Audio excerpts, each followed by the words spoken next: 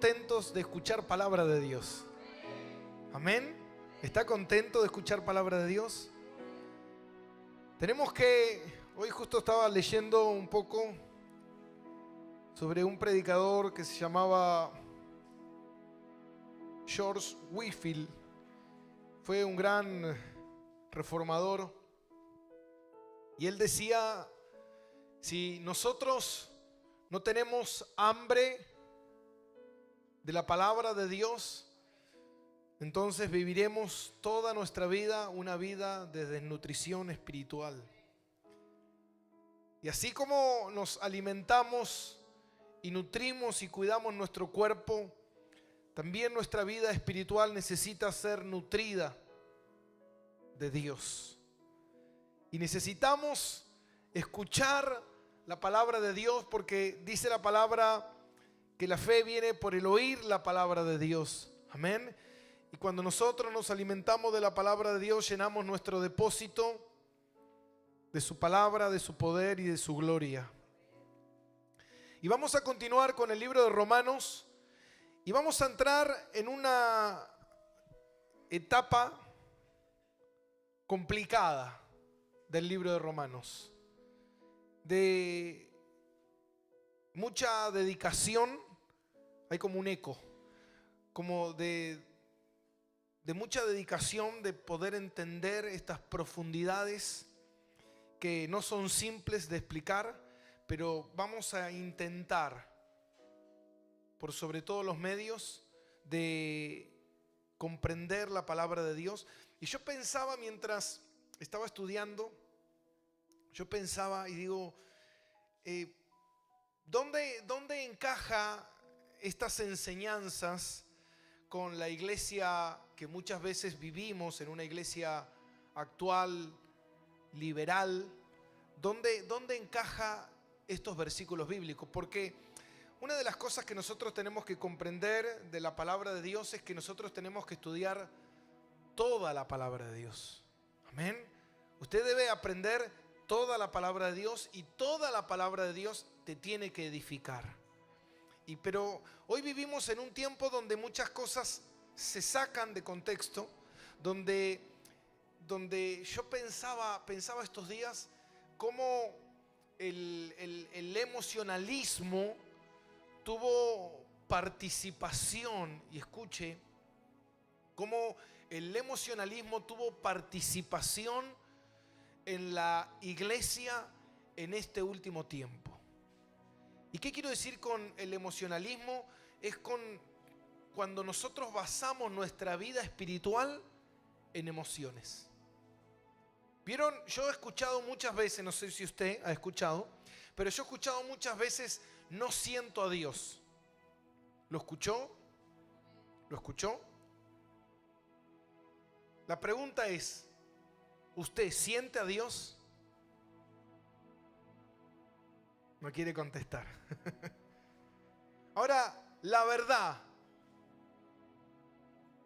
¿tengo que sentir a Dios o no tengo que sentir a Dios? ¿Qué cree usted? Porque ¿sabe qué, mi hermano? La vida espiritual no se basa por el sentir, se basa por el creer. Entonces es como que todo el tiempo, y fíjate esto, yo mientras más estudio la palabra de Dios, cada vez menos encuentro el emocionalismo de la iglesia primitiva. Y cómo hoy en día se practica mucho el tema del emocionalismo, de cómo llevar a la gente a sentir.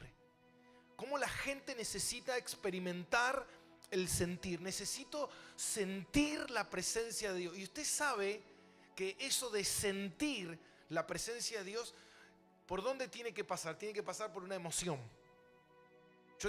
Tiene que haber una emoción para poder sentirse. ¿Me explico lo que quiero decir? De repente, ¿qué quiero decir con esto? Si alguien te trata mal, usted siente ese maltrato. ¿Me entiende? Si usted está alegre, usted siente esa alegría. ¿Me entiende? Entonces, en estos últimos años, yo he podido ver, y a veces cuando uno prende la tele y ve muchas iglesias y recibe el fuego. Ahí viene, y te toca. Ahí te está tocando. ¿Se entiende? Entonces en cierta manera es una manipulación de la emoción. Es como hacerle creer a la gente que... Entonces, ¿cuántos no sintieron la presencia? Acá levantaron, pase por este lado, ahí van a sentir la presencia. Entonces, imagínense que es una locura eso. Decirle a la gente, decirle a alguien, decirle, vení que vas a sentir la presencia, es una locura. Porque te hace administrador de la presencia de Dios. Como que la presencia de Dios, yo hago descender la presencia de Dios. No, mi hermano, la presencia de Dios está. Y la palabra de Dios nos habla que nosotros no nos movemos por sentimientos o por vista, sino que nos movemos por fe. ¿Y qué es la fe? La fe es creer, es estar convencido, amén, de toda la palabra, la existencia, la creación, lo maravilloso del Señor. Entonces, muchas veces cuando la gente, porque a veces te pasan cosas, y esto tiene que ver con el tema de las emociones, ¿por qué? Porque es como que se hace un acto adictivo. Entonces la persona está constantemente buscando sentir. Voy a orar y tengo que sentir la presencia. Si no siento la presencia, Dios no estuvo. No, pará. Puede ser que sientas a Dios en muchas veces, pero muchas veces puede ser que no. Pero eso no significa que Dios no está contigo. Entonces, cuando yo no siento a Dios, Dios me dejó, Dios me abandonó. No, porque Dios no puede invalidar su palabra. Yo el otro día les pasé un libro a unos hermanos, un libro que estoy leyendo que se llama El progreso del peregrino, un libro de Bouchan del siglo XVI, un libro extraordinario. Y dice en una parte del libro, dice, ¿por qué tenemos que creer en este libro? Porque el autor del libro no puede mentir. No puede mentir. El autor del libro no puede mentir ni a él mismo ni a nosotros, porque fue sellado con la sangre de su propio Hijo. Entonces vos decís, wow, increíble. Lo que dice la palabra es lo que yo en lo que me tengo que afianzar. Amén. En la palabra de Dios. Entonces hoy encontramos una iglesia que está ausente de la palabra de Dios. Una iglesia donde vemos una ausencia de la palabra de Dios. Nosotros cuando hacemos radio, vemos, la gente llama y dice, ¿qué es esto que están enseñando de la palabra de Dios? Porque vemos esa ausencia. Pero cuando vos le decís a la gente, venga, vamos a estudiar la palabra de Dios, vamos a predicar la palabra de Dios, la gente no quiere. Pero cuando le decís a la gente, venga, que va a recibir, la gente va. ¿Por qué? Porque la gente quiere esa emoción, quiere llorar, yo quiero ir a la iglesia y llorar y sentir la presencia de Dios. ¿Y sabe que eso es fácil? Eso se puede manipular. Yo puedo manipular tus emociones, yo puedo llevarte al quebranto, yo puedo tocar áreas íntimas de tu corazón, de tu alma y hacerte sentir, y eso no es de Dios. ¿Se entiende, mi hermano? Porque la palabra de Dios es la que tiene que penetrar nuestro corazón. ¿Para qué? Para ministrarnos, para hablarnos, para comprenderla. Amén, iglesia. Bien, entonces vamos a entrar en el estudio número 22 del libro de Romanos. Hay algunos que me dicen, pastor, ya estoy cansado del libro de Romanos. Si te cansas del libro de Romanos, te aconsejo algo. Que cuando lo termines, vuelvas a leerlo de nuevo.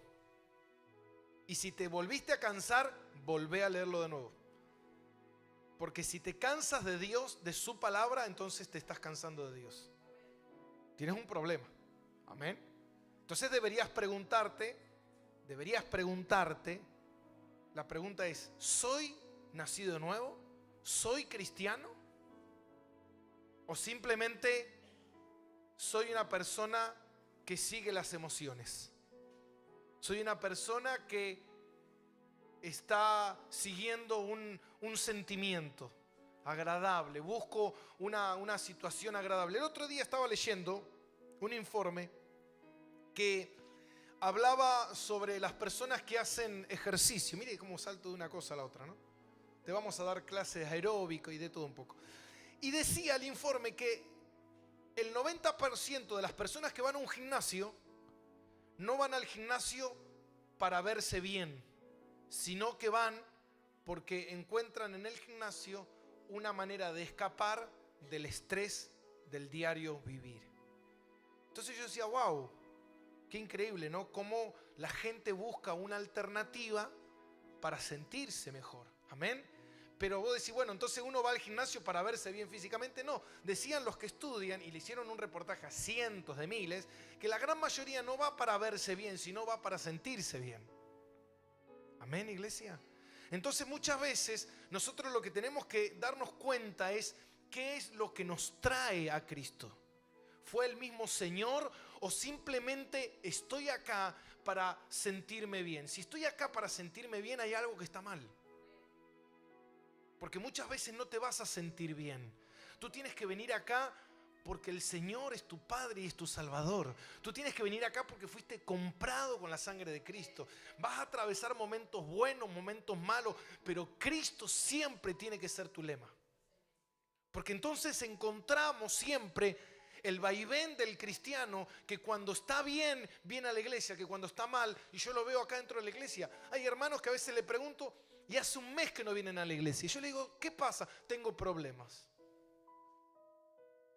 Ahora yo le digo, el otro día me crucé con una hermana, que hace como un mes y medio, 2 meses que no viene a la iglesia, y le digo, ¿por qué no está viniendo a la iglesia? Porque tengo problemas. Le digo, ¿sabes que no te veo más flaca? Le digo, no te veo más flaca. Y me queda mirando. Le digo, porque hace 2 meses, si tenés problemas, no tendrías que haber comido, ni alimentándote, nada. Pero seguiste comiendo, veo. Y cada vez peor, me parece. ¿Se da cuenta, mi hermano, que dejar de comer usted no deja aunque tenga problemas? Entonces, ¿por qué dejamos las cosas de Dios cuando tenemos problemas? ¿Por qué lo hacemos? Porque creemos, ahora, entiende, tengo problemas, pero de comer no dejo.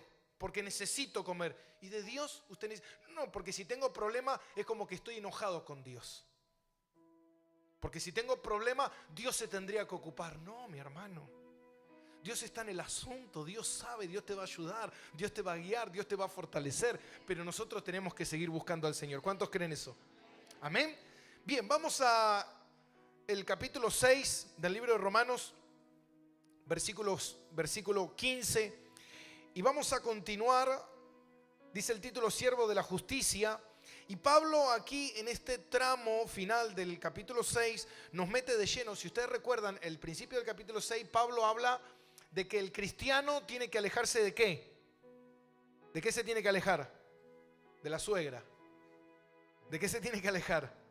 Del pecado. Amén. Y acá Pablo nos habla en el capítulo final del capítulo 6 y le mete de lleno al combate contra el pecado. Contra el pecado. Y empieza a argumentar y empieza a enseñarnos. ¿Por qué? Porque los romanos como que buscaban de cualquier manera ellos seguir pecando. Buscaban la justificación o buscaban el argumento para continuar con el pecado. Entonces, vieron que hay mucha gente que dice, bueno, yo sé que Cristo me salvó. Ahora, pensemos por un momento. La pregunta es, ¿cuántos de los que están acá fueron comprados con la sangre poderosa de Jesús? ¿Cuántos de los que están acá? Levanten la mano los que fueron comprados con la sangre de Cristo. Los demás no fueron comprados, tienen un problema. Si no fuiste comprado, te vas al infierno. Ahora, la pregunta, ¿cuántos fueron comprados con la sangre de Cristo? Levante la mano los que fueron comprados con la sangre de Cristo. Que usted dice, Cristo me compró, yo soy salvo. ¿Cuántos?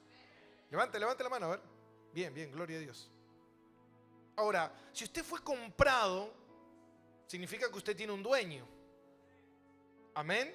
Entonces muchas veces la gente argumenta y dice, bueno, pero yo soy así. No, pero vos fuiste comprado. Hay alguien que empieza a poseer tu vida. Si vos reconoces al Señor como tu Señor y tu Salvador, tú tienes que entender lo que ha sucedido espiritualmente. Y es lo que Pablo le empieza a escribir a los romanos. ¿Por qué? Porque ellos de cualquier manera querían argumentar que podían seguir pecando. Entonces, por eso dice como abundó el pecado, sobreabundó la gracia, entonces ellos empiezan a decir, bueno, como fui salvo por la gracia, ya soy salvo, puedo seguir viviendo como quiero. No, de ninguna manera, dice Pablo. Esto no le permite, y escuche bien, porque esto no lo va a escuchar en ningún lado. En ninguna iglesia lo va a escuchar. No les permite Dios seguir viviendo como nosotros vivíamos. No se puede. No se puede. Dios no lo aprueba. Dios no lo quiere. ¿Por qué? Porque hay una nueva naturaleza dentro de tu vida. Hay una nueva naturaleza que nos hizo partícipe Dios de vivir esta nueva vida, de esta nueva naturaleza, y nos empieza a hablar la consecuencia del pecado. Entonces fíjate una cosa, dice en el versículo 15, dice, ¿qué pues pecaremos porque no estamos bajo la ley, sino bajo la gracia? En ninguna manera. Pablo vuelve a repetir lo mismo que repite en el versículo 2 del capítulo 6, que dice, en ninguna manera, porque los que han muerto al pecado, ¿cómo viviremos aún en él? Ahora Pablo vuelve a decir lo mismo, de ninguna manera. Entonces dice, ¿qué pues pecaremos? ¿Pecaremos? Ahora mira lo que está diciendo Pablo. Pablo le está diciendo, ustedes que fueron libres, ¿de qué? ¿Pueden volver al pecado? Pablo dice, ¿cómo pues pueden pensar de esa manera? Hay un error de pensamiento, hay un error doctrinal, hay un error de enseñanza, hay un error que a nosotros muchas veces no nos explicaban, que es el error de la supergracia, el error de la frivolidad, del libertinaje. Bueno, yo estoy en Jesús y bueno, y soy así, y soy pecador y voy a ser pecador siempre, entonces por eso voy a seguir pecando. No, Pablo dice, de ninguna manera. De ninguna manera. Pablo dice, de ninguna manera podemos nosotros. ¿Cómo puede ser que ahora que ya fuimos salvos por la gracia del Señor? Porque ¿qué es la gracia? La gracia es el regalo de la salvación, de habernos hecho libres. Diga conmigo, libres.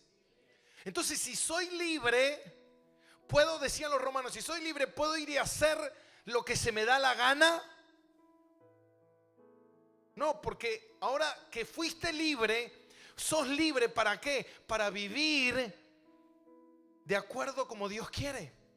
No es que sos libre para vivir como se te dé la gana. Entonces ellos pensaban y decían, bueno, ahora que soy libre, puedo pecar, puedo vivir como quiero. Y Pablo dice, no, de ninguna manera. Y de ninguna manera es una determinación, una afirmación de decir nunca jamás en la vida, nunca jamás aceptes el pecado en tu vida. Si tú lo aceptas, el pecado en tu vida, tú estás teniendo un problema con Dios, doctrinal, de enseñanza, pero nosotros no podemos aceptar el pecado. ¿Por qué? Porque si nosotros fuimos libertados del pecado, ¿volveremos nuevamente al pecado? ¿Volveremos al pecado? No puedo volver al pecado. Amén.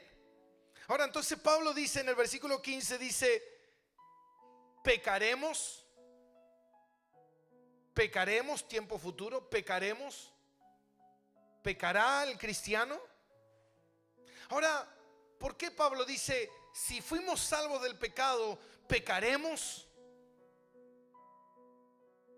¿Qué hizo el pecado en tu vida? Piensa por un momento. ¿Sabe lo que hizo el pecado? ¿Sabe lo que hace el pecado? El pecado te destruye. El pecado te separó de Dios. El pecado te enfermó. El pecado te llenó de vacío. El pecado te llenó de soledad. El pecado te llenó de angustia. El pecado trajo problemas a tu vida. Ahora la pregunta es, ¿volverías al pecado? ¿Puedes volver al pecado? No. Amén. ¿A quién se le ocurre pensar que si salí del pecado puedo volver al pecado, pero siento el deseo, siento la naturaleza carnal de pecar. Bueno, pero ahora hay una nueva naturaleza en tu corazón, que vas a tener que luchar contra el pecado. Dice la palabra, recuerdan que hablamos la semana pasada, no presenté vuestros cuerpos al pecado. No entregues tu vida al pecado. ¿Por qué? Porque ahora que fuiste salvo, tu vida tiene que estar para otra cosa. Para otra cosa. ¿Para qué? Para Cristo Jesús. Amén. Ahora fíjate una cosa, qué importante es esto. Qué importante es poder empezar a entender y decir, si la gracia por la cual el Señor derramó sobre nosotros, esa gracia que nos cubre del pecado, que nos liberta del pecado, nosotros vamos a permitir nuevamente meternos, enredarnos de nuevo en el pecado. Amén. Hay como que yo pienso como que no hay una conciencia del pecado. No se tiene conciencia del pecado. Bueno, así. Y bueno, erré, fallé, y bueno, y ya está, y bueno, y vivamos así, y bueno, y así estamos. Ahora la pregunta es, ¿qué dice Dios de esto? ¿Qué dice el Señor? ¿Qué dice su palabra? ¿Y sabe qué, mi hermano? Y esto es lo más difícil de decir. Cuando una persona en su caminar de la vida diario, esa persona no da evidencia de un cambio espiritual y un cambio moral, esa persona debería dudar de su salvación. Debería dudar. Si la persona no anhela un anhelo en su corazón, nueva naturaleza, un anhelo en su corazón de vivir para Dios, de buscarle, de congregarse, de acercarse al Señor, de conocerle, de santificarse. Porque dice la palabra, los que son nacidos de nuevo buscan la santidad. Ahora, si la persona no da evidencia de esa santificación, de esa transformación espiritual, de esa transformación moral, entonces la pregunta es, ¿está dando evidencia de salvación? Amén. Y usted sabe, mi hermano, que venir a la iglesia no te hace salvo. Venir a la iglesia no te demuestra que eres salvo. Porque no es por obras, es por gracia, es por fe. Y si realmente has nacido de nuevo, como le dijo Nicodemo, ¿puede una persona volver a entrar al vientre de su madre? Y el Señor le dijo, no, de ninguna manera. Ahora quiero leer algo que se me está viniendo a la memoria, y está en segunda de Pedro. Fíjense en la pantalla. No tenemos pantalla por ahora.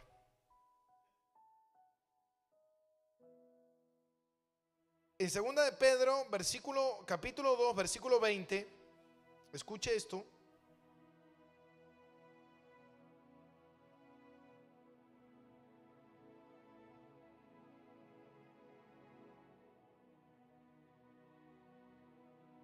¿Lo tiene?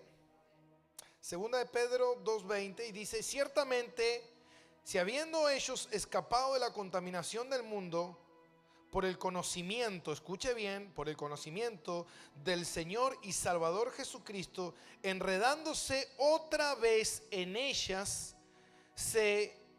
son vencidos, su postrero estado viene a ser peor que el primero.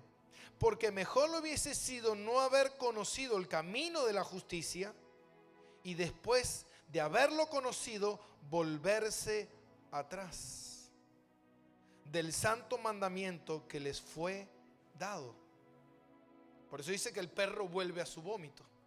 Acá no habla que la persona fue salva.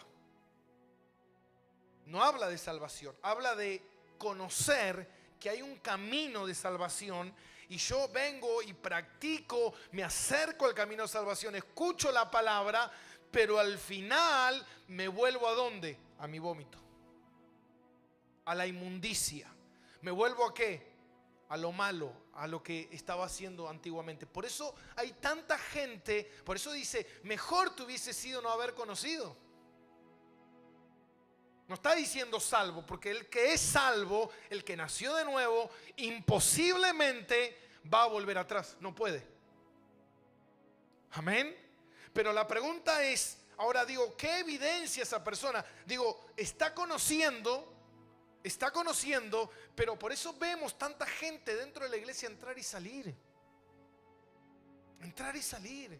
Entro y salgo, me voy. Y yo digo muchas veces, ¿hay una transformación en su vida? Porque ¿sabes qué, mi hermano? Como yo decía el miércoles en la radio, el proceso de santificación es un proceso de crecimiento. Nunca con Dios vas para abajo, siempre con Dios vas para arriba. Podés tener momentos así, pero siempre sigues avanzando con el Señor. Amén, iglesia. Entonces hoy que estás aquí, amén, Dios mañana no quiere que estés arruinado de nuevo en el fango. Dios no quiere eso.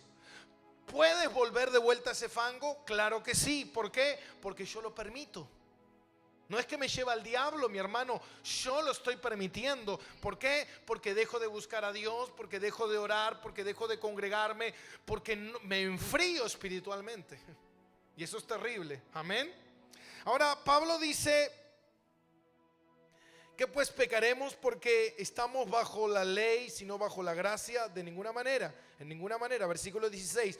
¿O no sabéis que si os sometéis a alguno como esclavo para obedecerle, sois esclavo de aquel a quien obedecéis? Sea de pecado para muerte, o sea de la obediencia para la justicia. Ahora mire lo que quiere decir Pablo. Y esto es importante porque Pablo hace una pregunta obvia. Es obvio esto, es obvio. Dice, ¿no lo saben ustedes? ¿O no lo sabéis? ¿Qué te pasa? ¿No sabes esto? ¿No lo sabes? Pablo dice, ¿no sabéis que si os sometéis a alguno como esclavo para obedecerle, sois esclavo de quien le estás obedeciendo? ¿No sabes eso? Amén. Ahora, ¿qué quiere decir Pablo con esto? Pablo quiere decir, ¿no te das cuenta que a quien tú le sirvas es de quien tú eres? ¿No te das cuenta de esto? Ahora la pregunta es, ¿a quién tú decides servirle? ¿A quién decides servirle en tu vida? Amén. Fíjate una cosa, dice en Mateo capítulo 6, versículo 24, me gusta mucho ese pasaje. Mateo 6, 24, y Dios permita que esta noche esto quede atesorado en tu corazón. Mateo 6, 24, ¿lo tiene? Dice, ninguno puede servir a dos señores, porque aborrecerá al uno o amará al otro, o estimará al uno y menospreciará al otro. No podéis servir a Dios y a las riquezas. Amén. Ahora fíjate que Pablo está diciendo aquí y dice, el que se somete, amén, a quien decide obedecerle, esclavo es. Tú no puedes servirle al pecado y decir que eres cristiano. Dile al que está a tu lado, me haces reír, dile. Amén. Tú no puedes servirle al mundo y decir que eres un hijo de Dios. Eso es una blasfemia, porque es mentira. Porque tú no puedes servir, hermano, tú no puedes servir a los afanes de la vida y decir que sirves a Dios. Tú no puedes decir que sirves, que amas a Dios, que sigues a Dios, pero tú vives en la práctica, diga conmigo práctica, del pecado.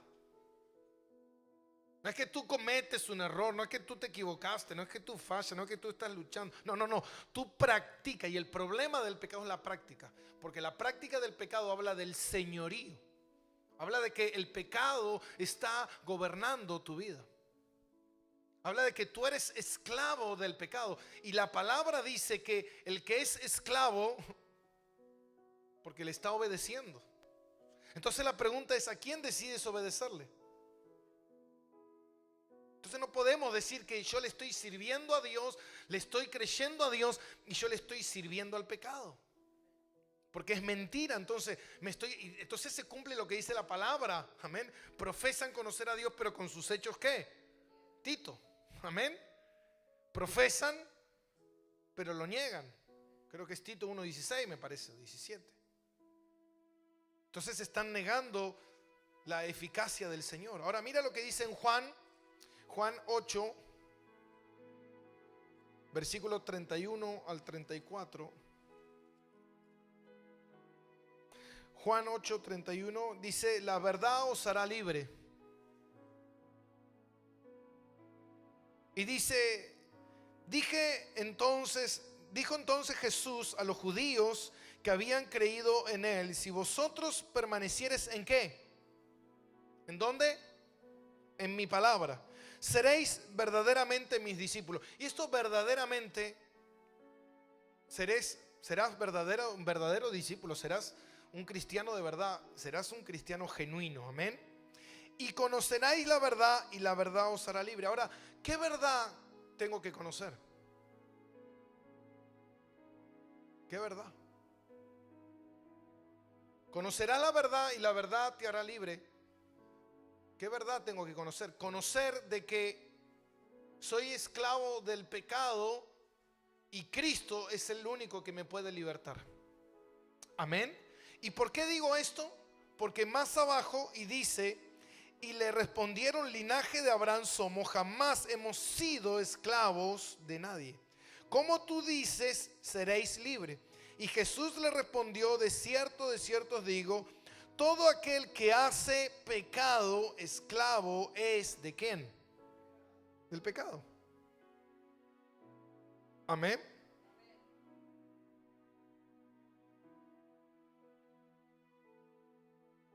Por eso dice en el versículo 36: así que si el Hijo os libertareis, seréis verdaderamente libres. Entonces cuando Cristo te liberta, sos libre. Amén. Sos libre. Ahora la pregunta es: ¿quiero ser libre? Porque yo puedo estar libre del pecado, pero ¿por qué sigo en el pecado si fui libre? Porque eso no significa que el pecado no pueda seguir obrando en mi vida si yo sigo practicando el pecado. Pero antes no podía, pero ahora sí puedo. Antes no podía decirle que no, ahora sí puedo decirle que no. ¿Por qué? Porque soy libre. Porque entiendo, dice: el que permanece en mi palabra será verdaderamente mi discípulo. Permanecer en la palabra de Dios es conocer la voluntad del Señor y entender esto que estamos predicando hoy. Estoy entendiendo que ya no quiero ser esclavo del pecado, sino quiero ser esclavo de Cristo. Quiero obedecerle al Señor. Por eso dice en Romanos, dice: y el que practica el pecado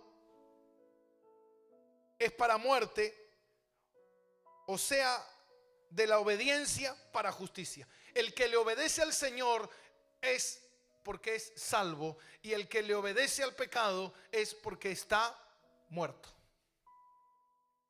Claro como el agua. Amén. El pecado es muerte. La obediencia a Jesús es salvación. ¿A quién le estás obedeciendo? Amén. No, dice la palabra: engañoso es el corazón del hombre, no te mientas a ti mismo. No creas en tu propia justificación, cree en la justificación del Señor que viene por medio de su Espíritu, por medio de la palabra que te enseña, que te desnuda y que te dice: esto tú eres, ¿qué quieres hacer con tu vida? Porque puede venir alguien y decirte, mira, tú ya hiciste una oracioncita, tú ya eres salvo, vive como quieres, Dios está contigo, Dios te ama.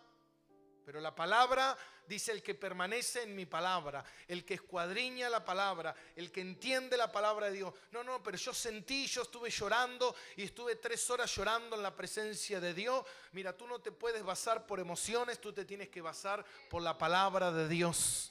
El Señor no dice: el que está sintiendo mi espíritu, ese verdaderamente es salvo. Sino dice que el que es salvo es el que permanece en mi palabra, el que la obedece, el que la vive, el que la practica, el que da evidencia de una transformación espiritual y de una transformación moral. Amén.